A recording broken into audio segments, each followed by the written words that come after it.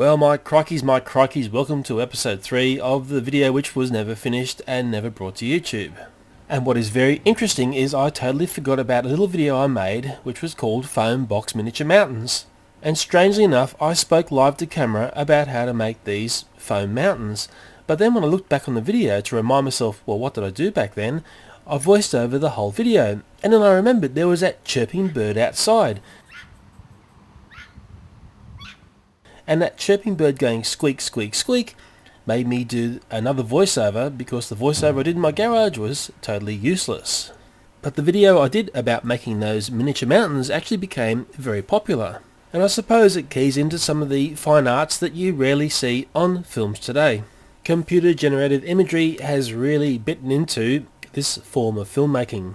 And I dare say a very prime example of this would be to look at the Thomas and Friends television series. You know, when I think back to the 80s and I sat there watching those episodes and the excellent stories attached to them with Ringo's voice, for me one of the most impressive aspects to the show was the attention to detail in rendering the trains and Soda Island.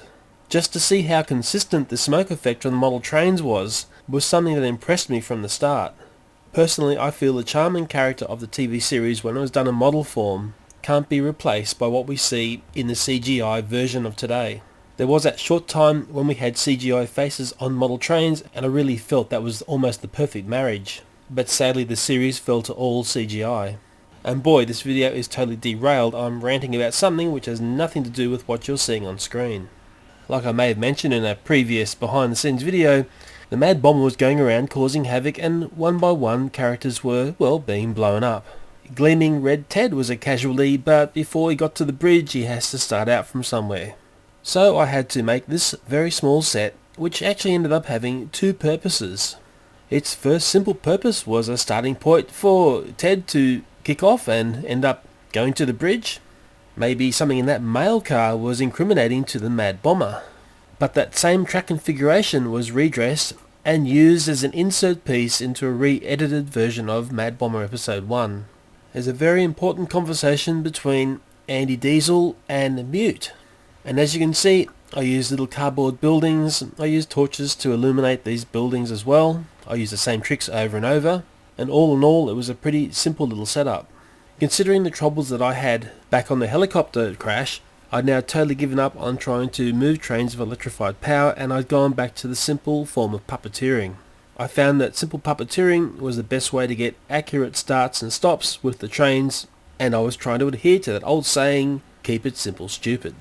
You know, as I look at this footage, I'm reminded again of just how beautiful those Erdl Thomas and Friends trains are. And you know, if you're going to go in and do a hard-up comparison of, let's say, the Take and Play range versus the Erdl, I feel it would be a very interesting thing to do because there are just so many differences.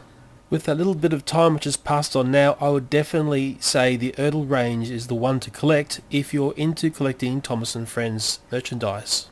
And I say this because, as I'm making this video now, I can see Erdl toys at train fairs and online, and they are fairly reasonably priced.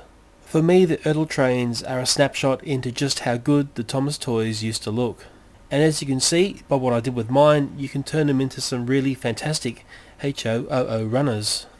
Maybe you've got some advice on what you feel would be the thing to collect. I'd certainly like to know, and I'm certainly eager to understand other aspects of collecting Thomas and Friends merchandise. Well, if we get back on track and we go back to looking at the little foam miniature mountains, Gleaming Red Ted heads off and ends up going to the bridge and goes boom, boom, boom. And very much in the fashion of Another Train Bites the Dust. Because remember, the story was always about, well, trains getting taken out by the Mad Bomber. It was basically just a video about trains getting blown up. How could you go wrong?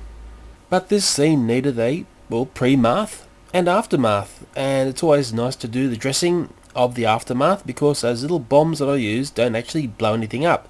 They just look like they do.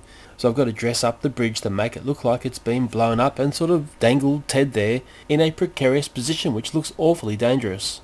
And I suppose you're wondering, well, where are those foam mountains these days? Well, I did hang on to them for a number of years. They did appear in, I think, a Lego video, but only recently I decided I need to throw them out. They were down in the garden shed and they were just becoming a nest hole for spiders. But the best thing about those miniature mountains is they are very easy to make and if I need to make some other better ones than I made before, I know how to do it. Well, I hope I know how to do it. And maybe as we look around at all the little bits and pieces I did for this scene, you can see, as always, the devil is in the detail. Well, here concludes yet another strange insight into a video which was never finished, and strangely it's a big insight into the way my channel used to be. These days, my channel seems to have gone in a very different direction. Well, I hope you've learned something from this. Well, then again, I didn't put that title in which says, warning, this is an instructional. It's more a video of dusting off something which will never be seen in its final form. And let's finish up with a treat, and before I do any sort of little explosions, I always do a test, and that's something that anyone who gets into Pyro should always remember. Test your stuff before you go ahead and do it. Anyway, I'll let you look at the raw footage of the explosions from the two cameras that I was using. And what was a bit funny was, on the first take, I got such a fright with that big fireball in my face, I jerked the train along after the fireball. Silly old me. Hee hee hee.